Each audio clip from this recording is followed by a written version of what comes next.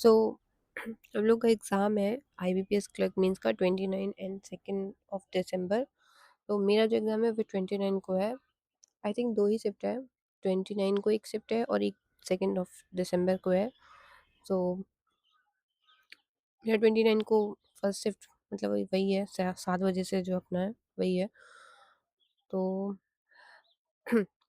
तो इसमें क्वांट का मैंने सेक्शनल लगाया था। तो इसमें क्या रहता है, इसमें 2 सेक्शन होते हैं, section A, section B. Section मतलब अभी तो ऐसे ही दिखा रहे हैं इसमें मॉक मॉक में, रियल एग्ज़ाम में पता नहीं कैसा आएगा, कितने क्वेश्चन सेक्शन 1 में आएँगे, कितने क्वेश्चन सेक्शन 2 में आएँगे, वो एग्ज़ाम में जाके ही पता लगेगा। तो अभी देख लेते हैं कि मैंने अटेम्प्ट कैसे किया था। आई होप आप लोगों को भी इससे हेल्प होगी। तो ठीक है, इसमें मेरा एक क्वेश्चन गलत हुआ है। हुँ,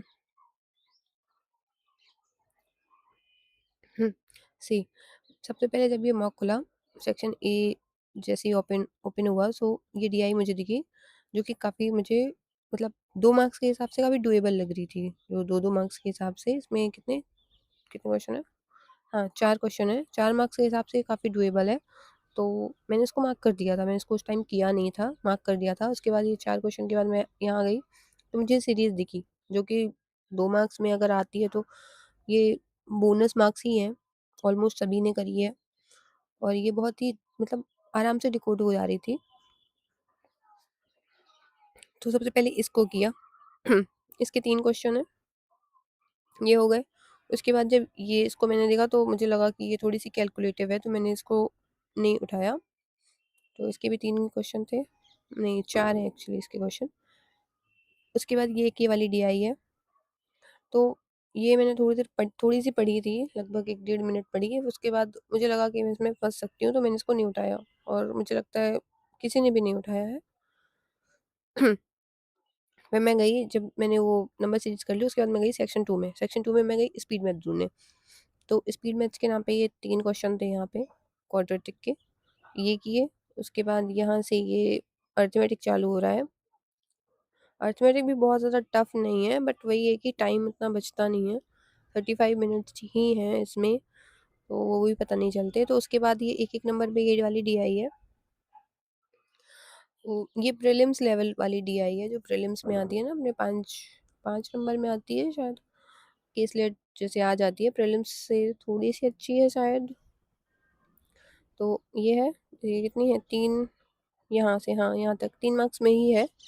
ठीक है, ये हो गई। उसके बाद जब यहाँ से ये हो गई, तो मैं सबसे पहले ये सेक्शन 1 में गई और मैंने ये वाली डीआई करी। ये क्या है, ये पॉसिबिलिटी वाली डीआई है।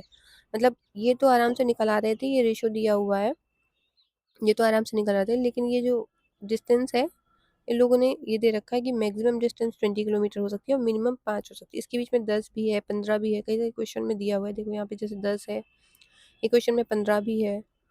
कहाँ गए? कहाँ गया 15 वाला? नहीं, 15 मतलब अपने मन से निकाल रहा था शायद 15 आंसर, इसमें है नहीं। क्वेश्चन में आ रहा था, जैसे ये वाला है ना, इसका ये वाला आंसर आ रहा है।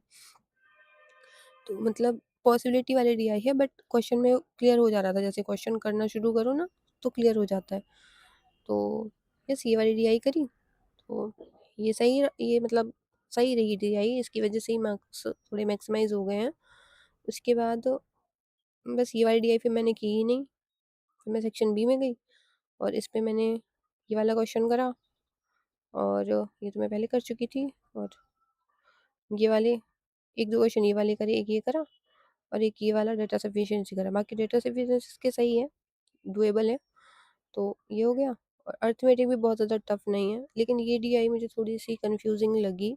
इसको मैंने थोड़ा-सा थोड़ी देर पढ़ा था, ये टाइम भी है उसमें 1 मिनट 11 सेकंड में इसको पढ़ा था। मुझे थोड़ी-सी ऐसा लगा था जैसे कन्फ्यूज़न क्रिएट कर रही है, ये ग्राफ में कन्फ्यूज़न था थोड़ा-सा मुझे, तो मैंने इसको नहीं किया था।